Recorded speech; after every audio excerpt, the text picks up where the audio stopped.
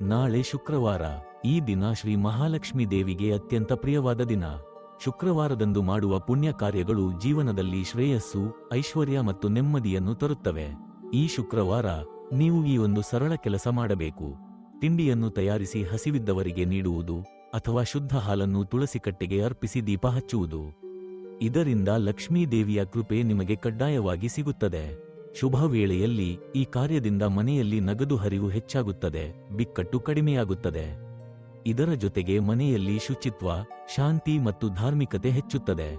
ಇದು ಅಂಧಶ್ರದ್ಧೆ ಅಲ್ಲ, ಇದು ಶ್ರದ್ಧೆ, ಭಾವನೆ ಮತ್ತು ಕರ್ಮದ ಶಕ್ತಿಯ ಬಿಂಬ.